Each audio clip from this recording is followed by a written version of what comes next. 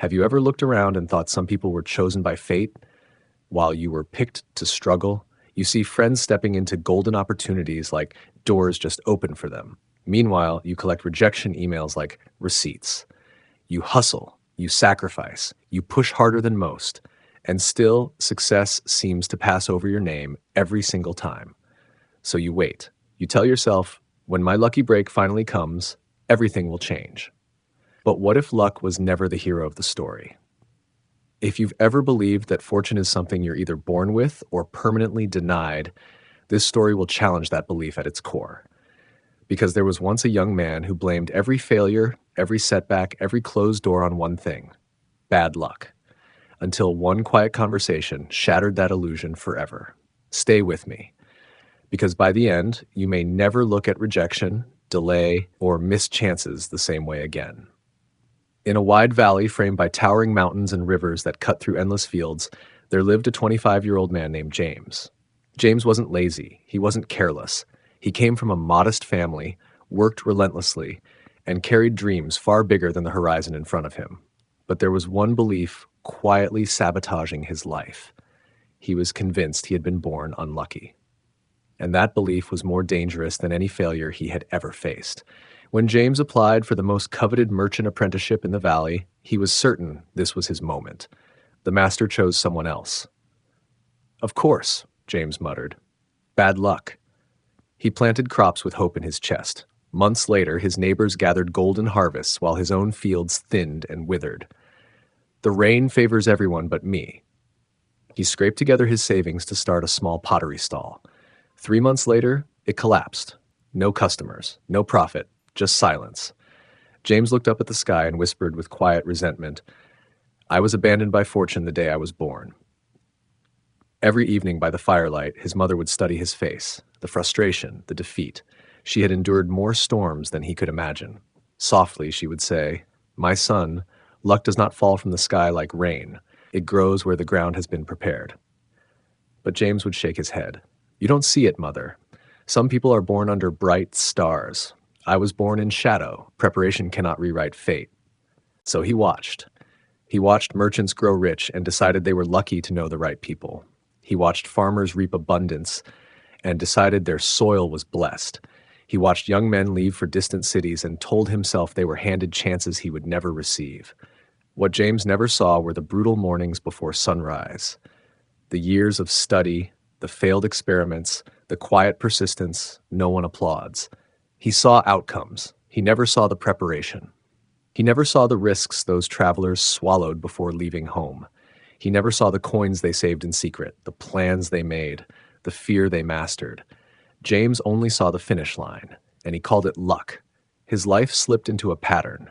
Try once, fail once, blame fate.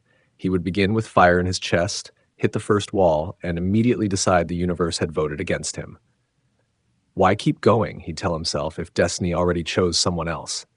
Then autumn came. The village announced a grand archery tournament. The prize? Enough gold to transform a life, and a chance to join the Royal Guard, a position of honor, stability, and power. James had trained with a bow as a boy. When he heard the news, something long buried flickered back to life. This is it, he thought. This is my moment. This time, luck will finally choose me. The morning of the competition arrived beneath flawless skies. The entire village crowded around the field, anticipation buzzing in the air. 20 young men stepped forward, bows in hand. Each one believed fate might be waiting for him. James stepped onto the line, lifted the bow, and fixed his eyes on the target 50 paces away. His pulse thundered, half hope, half the old, familiar fear. The first archer released. A clean strike near the center. The crowd erupted, the second other powerful hit, the third, the fourth. Precision, confidence, applause. With every cheer, James felt his chest tighten. Then his name was called. He drew the string back, steadying his breath, convincing himself this was the turning point. He released. The arrow sliced through the air, then drifted left. It missed completely, disappearing into the grass. A wave of laughter rolled through the field. Not cruel, just entertained. But to James, it felt like a verdict. He was granted his second shot. He fired again. This time the arrow scraped the outer rim of the target, barely worth counting. One final chance. He pulled, aimed, released. Better, but nowhere close to enough. When it was over, James walked away with his head lowered, hands trembling, not from exhaustion, but from humiliation. Of course he failed. Why had he expected anything else? Luck didn't belong to him. It never had. That night, he sat alone by the riverbank, hurling stones into the black water. Each splash felt like another memory, another attempt, another disappointment. He replayed every failure, every closed door, every moment someone else rose while he remained stuck. To him, the evidence was undeniable. He was simply an unlucky man, living in a world that seemed to favor everyone but him. He stared into the racing current, his voice cracking as it dissolved into the night. What's the point of trying if luck decides everything? What's the point of dreaming if the winners are chosen before the game even begins? James sat there, drowning in his own conclusions, when he heard slow footsteps on the gravel behind him. It was William, the old farmer who lived at the edge of the village. Everyone knew William for two things: harvests so abundant they seemed impossible, and a presence so calm it felt carved from stone. Year after year, while others struggled, his fields overflowed. People called him the luckiest man in the valley, blessed by forces no one could explain. William lowered himself beside James without asking. His rough, weathered hands rested on his knees. For a long while he said nothing, just watched the river carve its patient path through the dark. Then he spoke, his voice steady, shaped by decades of sun and storm. "I saw you at the tournament today, James. You looked shocked by the outcome." A pause. "You shouldn't have been." James turned sharply, pride flaring through the hurt. "Of course I failed," he snapped. "That's what happens to me. I'm unlucky. I've always been unlucky." "People like you wouldn't understand," James muttered. William smiled, not with ridicule, but with the calm certainty of someone who had already wrestled with that belief and won. From his pocket, he pulled out 2 small seeds and opened his rough palm. "Do you see these, James?" James nodded, impatient. "They're identical, same kind, same potential, each one capable of becoming tall wheat that feeds an entire family." William lifted the first seed. "If I toss this one onto hard, cracked ground and walk away, what happens?" James shrugged. "It dies. Nothing grows." "Correct." William raised the second seed. "But if I break the soil first, loosen the earth, remove the stones, enrich it, plant the seed at the right depth, water it daily, guard it from birds, pull the weeds that fight for its strength." He looked at James. "Then what happens?" James hesitated, his voice quieter now. "It grows."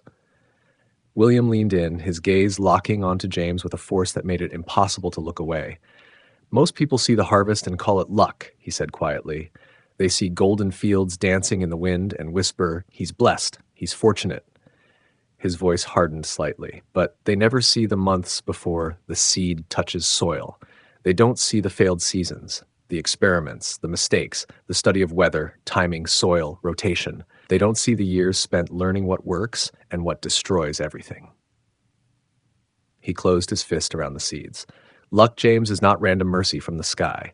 Luck is what happens when preparation collides with opportunity." He opened his hand again.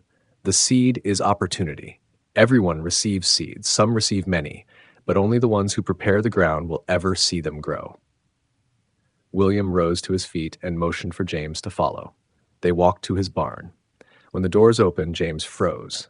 The walls were covered in notes, decades of observations about rainfall patterns, soil conditions, planting cycles, hand-drawn diagrams, records of failed harvests, adjustments, improvements. Shelves were lined with carefully labeled seed varieties, each marked with years of testing results. Tools hung in flawless order, sharpened, cleaned, maintained like instruments of precision. This was not luck. This was obsession. The tools gleamed, clean, sharpened, ready. "Do you see this?" William asked, sweeping his arm across the barn. "This isn't luck.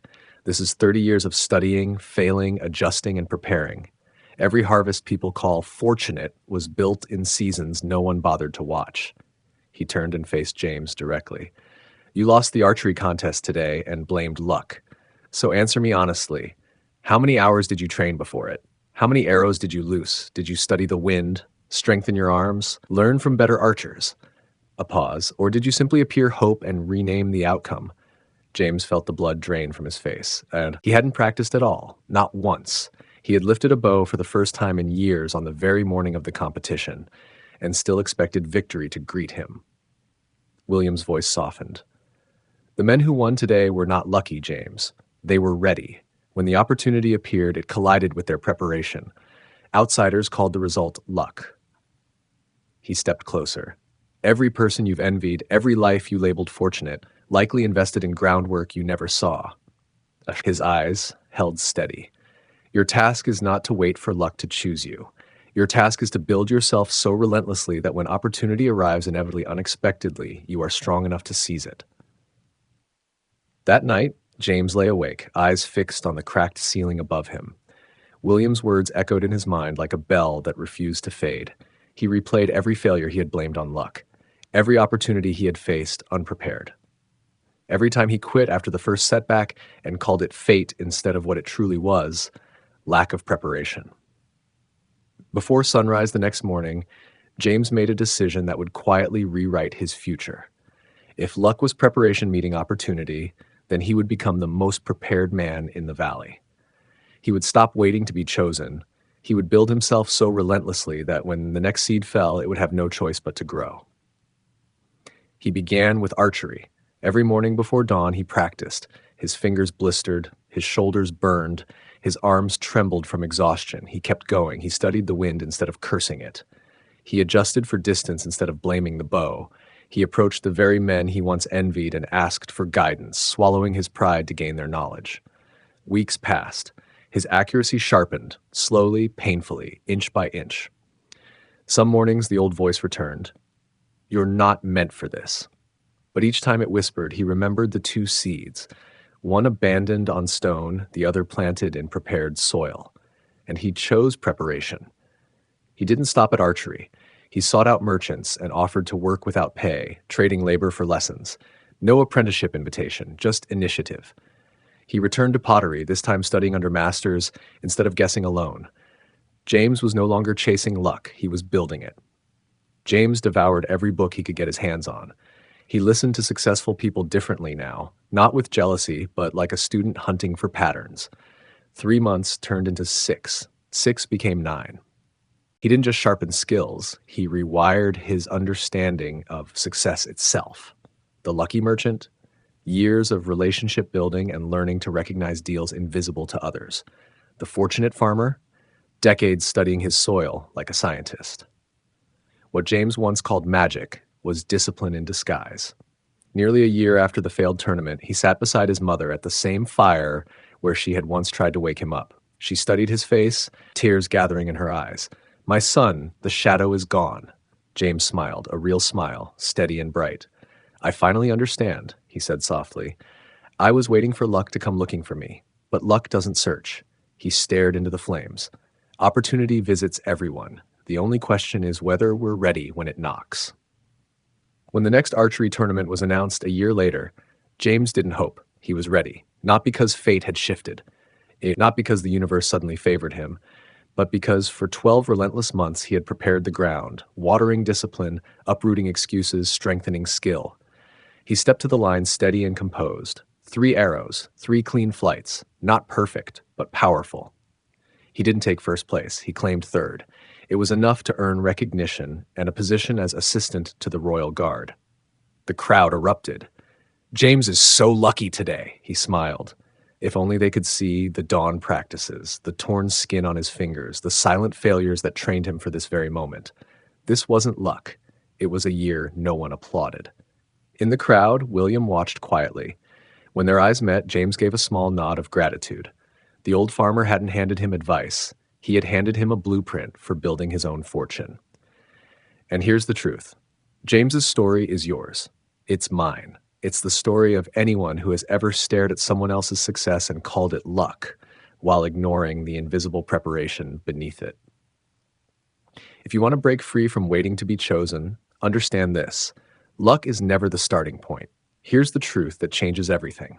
Principle 1. Luck is not random. It's preparation colliding with opportunity.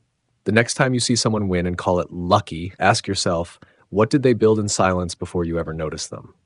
Principle 2. Opportunities visit everyone, but they only take root in prepared ground. You can be handed 100 chances. If you lack the skill to recognize them, the courage to act on them, or the discipline to sustain them, They vanish like seeds thrown onto stone. Principle 3, preparation happens in private. The months, sometimes years, no one applauds create the single moment everyone celebrates. So stop waiting for your lucky break. Start becoming the person who's ready when the break arrives. Before you leave this video, pause and ask yourself, where do I wish I were luckier? My career, my relationships, my health, my finances, my craft. Now answer this, honestly. What am I doing today to prepare for the opportunity I claim to want? Am I sharpening the skills, building the knowledge, strengthening my character, putting in the work when no one is watching? Because if you're waiting for luck without preparation, you're scattering seeds on concrete and blaming the sky when nothing grows. But if you start preparing now, if you commit to becoming so capable, so disciplined, so ready that opportunity cannot ignore you, then what the world calls luck will begin to find you again and again. You are not cursed. You never were. You were simply unprepared. And that you can change starting today. But this is where it shifts. Today, you prepare the ground. Today, you stop accusing fate and start constructing your future. If this story rewired how you see luck and opportunity, take 1 second to like this video and share it with someone who needs to stop waiting and start building. Then drop a comment below. What is the one area of your life you're going to start preparing for today? Not next week. Not when conditions are perfect. Now. Let's create a circle of people who don't chase luck. They manufacture it through relentless preparation. I'll be back with another story to sharpen your mind and strengthen your resolve. Until then, remember this. The hardest worker in the room often looks like the luckiest person in the room. Not because the universe plays favorites, but because when opportunity walks in, they are already equipped to win. Stop waiting for a lucky break. Start preparing for the success that becomes unavoidable.